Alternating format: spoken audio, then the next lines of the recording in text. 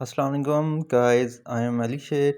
मैं अपने YouTube channel all about the knowledge पे आपको वेलकम करता हूँ। उम्मीद है सब दोस्त खैरियत से होंगे और जल्दी से जिन दोस्तों ने अभी तक मेरा चैनल सब्सक्राइब नहीं किया वो सब्सक्राइब करें और लाइक करें, शेयर करें। जी तो आज की वीडियो में आपको बताऊंगा कि B1 पास क्या होता है लैंग्वेज सर्ट के अंदर, B1 हाई पास क्या है, B2 हाई पास क्या है, B2 पास क्या है, C1 पास क्या है और C1 हाई पास क्या है। तो अकॉर्डिंग टू ये है कि इसके अंदर मॉड्यूल सबके सेम होते हैं, सेम लाइक टेस्ट होता है, बट उसकी लेवल डिफरेंट होता है जो आपने अचीव करना होता है। तो इसके दो तरह के टेस्ट होते हैं, मीन टू कंपोनेंट होता है। रिटन के अंदर लिसनिंग, रीडिंग एंड राइटिंग का टेस्ट, इसकी बुकिंग अलहदा से होती है। स्पीकिंग वाला जो कंपोनेंट होता है उसके अंदर स्पीकिंग की बुकिंग अलहदा से होती है और उसका टेस्ट भी अलहदा से होता है। तो ये दोनों टेस्ट जो होते हैं ऑलमोस्ट 48 घंटे पहले आपको बुकिंग करनी पड़ती है टेस्ट देने से पहले, और 14 दिन के अंदर अंदर दोनों कंपोनेंट का टेस्ट देना पड़ता है और इसका रिज़ल्ट भी 5 वर्किंग डेज़ के अंदर आता है। और ये जो है लैंग्वेज सर्ट जो है दो तरह का होता है। एक लैंग्वेज सर्ट ई सोल है जो आप ऑनलाइन देते हैं, और एक होता है सेल्ट। जो सेल्ट होता है वो सेंटर बेस्ड होता है, जो आपको सेंटर किसी भी करीबी जो लैंग्वेज सर्ट का अप्रूव्ड सेंटर होता है वहाँ पे आपको जाके उसकी प्रॉपर टेस्ट देना पड़ता है। वो ये टेस्ट जो होता है बेसिकली लैंग्वेज सर्ट, ये कंप्यूटर बेस्ड टेस्ट होता है। चाहे आप घर बैठ के दें, ई सोल में करें तो तभी ऑनलाइन है, कंप्यूटर बेस्ड है, और अगर आप सेंटर के अंदर जाते हैं तभी ऑनलाइन है, आप कंप्यूटर के ऊपर ही देंगे। तो इसके लिए ये है कि आपने लोकेशन आपने अपनी मर्ज़ी की चूज़ करनी है। अगर आप सेंटर बेस्ड देते हैं तो अपनी मर्ज़ी की आपके करीबी जो भी सेंटर बनता है तो उसको चूज़ कर लें और वहाँ पे आप टेस्ट दे सकते हैं। नेक्स्ट है एग्ज़ाम इंफॉर्मेशन क्या होती है इसकी।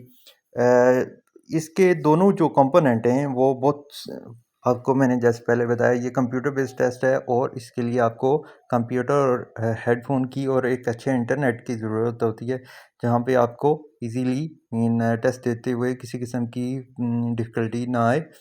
दूसरा है स्पोकन कंपोनेंट जो होता है वो शॉर्ट ऑनलाइन इंटरव्यू होता है, मीन उसके अंदर एग्जामिनर आपको लाइव देख रहा होता है। उसमें आपको कैमरे में लाइव कवरेज होती है, एग्जामिनर वन बाय वन आपसे क्वेश्चनिंग करता है। आपके चारों पार्ट्स जो होते हैं स्पीकिंग के, थ्रू आउट एग्जामिनर खुद क्वेश्चनिंग करता है। वन वन टू वन आपकी मीन ये इंटरव्यू होता है और एग्जामिनर आपको इंडिविजुअली एग्जामिन करता है।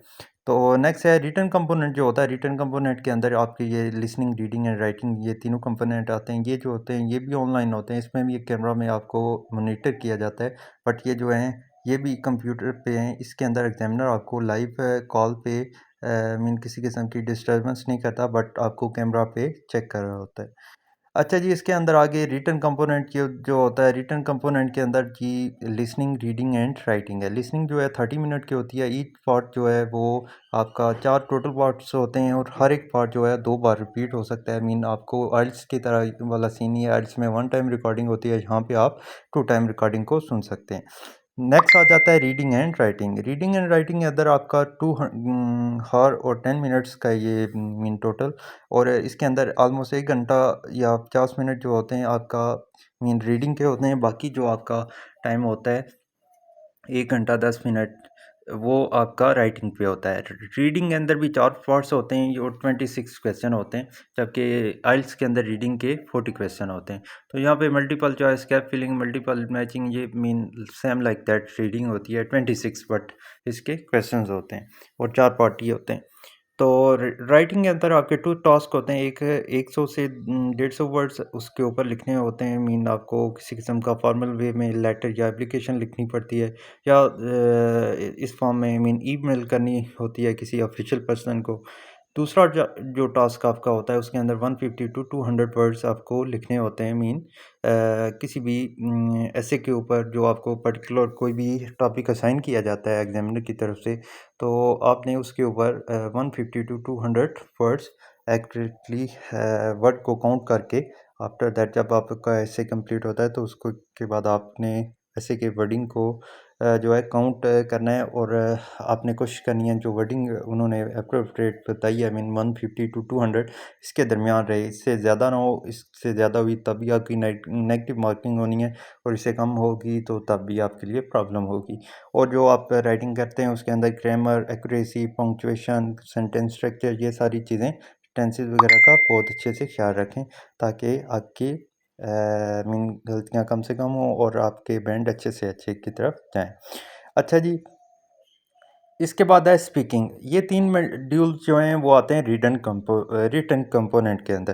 इसके बाद आता है हमारे पास स्पीकिंग। जो स्पीकिंग है बेसिकली वो एक अलहदा से उसकी बुकिंग करवानी पड़ती है। ये जो है तीनों कंपोनेंट, इनकी अलहदा से बुकिंग होती है। आपका ये क्लियर है? अगर आपका स्पीकिंग रह भी जाता है या स्पीकिंग किसी किस्म के लो बैंड आते हैं, तो आपको स्पीकिंग की अलहदा से बुकिंग करवा सकते हैं, इसकी बुकिंग दोबारा नहीं करवानी पड़ती। तो ये है कि स्पीकिंग के अंदर अगर आपका ये होता है, उसके अंदर भी ऑलमोस्ट 13 मिनट की स्पीकिंग है। 13 मिनट की स्पीकिंग के अंदर ये होता है कि 4 पार्ट्स हैं आपके बेसिकली। 4 पार्ट्स, फर्स्ट पार्ट के अंदर आपका पर्सनल इंफॉर्मेशन जो है, आइडियाज़ हैं, आई मीन आपका नाम, family name, home town name, qualification, ये सारी चीज़ें आपसे पूछी जाती हैं। इसके अलावा आपको मुख्तलिफ 5 topic one by one, mean जैसे 5 कोई भी टॉपिक हो गया, स्पोर्ट्स हो गया, हॉबीज़ होगी, होम टाउन हो गया, और भी बेशुमार टॉपिक्स हैं। तो उन टॉपिक के ऊपर एक-एक क्वेश्चन, मीन हॉबीज़ है, what type of hobbies do you have, इस तरह का क्वेश्चन करेंगे तो आपसे आंसर मीन बहुत सिंपल वे में आपका पर्सनल जो पार्ट 1 है इसके अंदर आपने आंसर करना होता है। सेकंड जो होता है, इसके अंदर आपको सिचुएशन दी जाती है। सिचुएशन के अंदर आपने ये करना होता है कि आप को मुख्तलिफ रोल दिए जाते हैं, आपने उसके ऊपर डिस्कशन एग्जामिनर के साथ करनी होती है। पार्ट 3 होता है इंटरेक्टिव टास्क होता है। ये इसके अंदर आपने डिस्कशन करनी होती है और लॉन्ग वे में करनी होती है। आई मीन कोई भी टॉपिक आपको दिया जाता है, उसका आई मीन क्यू कार्ड एक आपको दिया जाता है, एग्जामिनर के पास होता है, उसके ऊपर आपको हिंट भी दिए जाते हैं। तो उसके ऊपर आपने वन बाय वन आगे मूव करते जाना है। उन हिंट को यूज़ करते हुए आपने कन्वर्सेशन करनी होती है। तो लास्ट 4 पार्ट होता है जो आपका, उसके अंदर आपका ये होता है कि आपने को एक टॉपिक दिया जाता है, उसके लिए आपको 30 सेकंड दिए जाते हैं। के लिए आपको एक पेपर और पेंसिल दी जाती है, ताकि आप अपने क्लू वगैरह जो हैं वो नोट डाउन कर लें, और उसके बाद आपको 2 मिनट बोलने के लिए एग्जामिनर बोलता है। उसके बाद ये होता है कि आप क्या करते हैं कि आपसे वो 3 से 4 क्वेश्चन टॉपिक के ऊपर करता है। तो आपकी स्पीकिंग एंड हो जाती है टोटल 13 मिनट की। अच्छा जी, बेशुमार लोगों ने मुझसे पूछा है कि ये लैंग्वेज सेट जो B1 लेवल है, B2 लेवल, ये C1 लेवल है, एक पास में होता है, मीन B1 पास, B2 पास, C1 पास, इसी तरह B1 high pass, B2 high pass, C1 high pass. तो ये क्या चीज़ है? तो लैंग्वेज आर्ट में टोटल जो मीन कोई भी मॉड्यूल ले लें, चाहे लिसनिंग हो, स्पीकिंग हो, रीडिंग हो, राइटिंग हो, इसके अंदर जो टोटल मार्क्स होते हैं हर एक मॉड्यूल के अंदर 50 होते हैं। तो 50 में से जो टोटल आपके मार्क्स बन के 50, और इसमें से आपका पास करने के लिए आपको चाहिए होते हैं 25 मार्क्स। अगर आपका 25 टू 34 आता है, मीन मार्क्स इसके दरमियान आते हैं, तो देन आपका जो होता है वो B1 पास, B2 पास, C1 पास। अगर इससे 34 से अबव चले जाते हैं, 35 टू 50, तो ये आपका हाई पास हो जाता है। मोस्टली यूनिवर्सिटी ये एक्सेप्ट करती हैं, हाई पास को एक्सेप्ट करती हैं। तो ये चीज़